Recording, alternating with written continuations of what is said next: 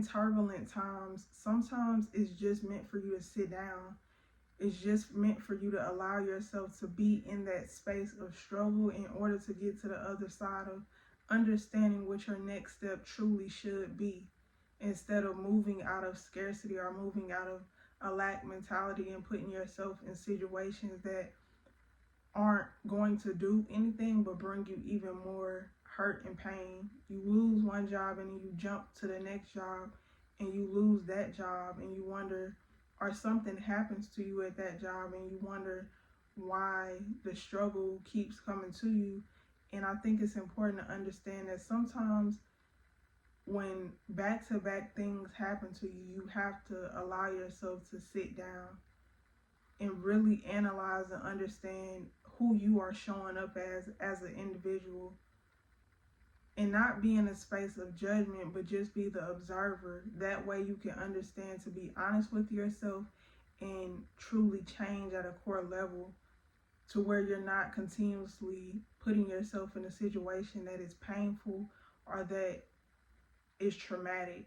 And I think it's important to understand that in a time of really sitting down and allowing yourself to listen to your own inner compass, or listen to God or the universe or whatever you believe in, you may be judged by others and they may think that, what are you doing? You need to do this, you need to do that.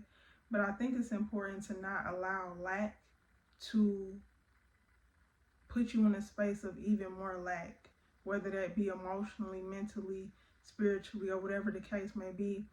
Allow people to see you how they want to see you, and allow yourself to see yourself for what you are truly doing and being and becoming. Because if you steadily listen to, scarcity, if you steadily listen to your own lack mentality or other people's lack mentality, it'll push you farther and farther away from who you really are. And it'll put you in a space where depression comes in easily, anxiety comes in easily, because I think it's important to understand the more you listen to yourself and truly become confident in that and truly start to take action off of that and have true faith in that, is the more at peace and at ease, and the more you will fall in love with who you are and who you are showing up as in this world. And in that space of, loving yourself and being proud of who you are, is a space that abundance has no choice but to follow. Because everything is about energy. So if you are in scarce mentality, of course, you're going to attract people that have the same mindset. You're going to attract money that is also scared of you. You're going to attract, situations, job opportunities that are also within that energy of lack, of a hustle culture that brings nothing but misery. Because when you truly love what you do and you really embody that, it doesn't feel like hustling. It's something that naturally, even if it is hard work, even if it looks like hard work for somebody else and it's just treacherous or hurt, or it seems like it's just so much to somebody else, to you it will come easily. And not to say you won't have those days that you don't feel like doing what you want to do, or that you don't feel like, showing up for that. But it's to say, when you push yourself to show up for it, you feel a sense of accomplishment. You feel a sense of, you feel a sense of validation from yourself, of being able to pat yourself on the back for truly showing up for yourself, instead of, doing something for the perception of other people.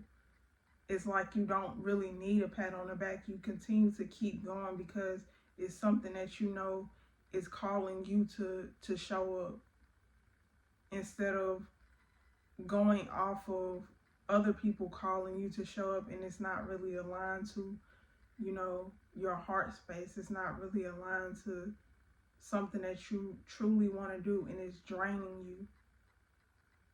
And I think that's important to understand when it comes to, losing everything. Because when you lose everything, it puts you in a perspective of either one or two things of, okay, now I gotta go get that back, and it puts you in a perspective of, okay, I gotta be a hustler, I gotta go get that back, I gotta stay in the same mentality that I had and continuously lose things because I'm not learning my lesson.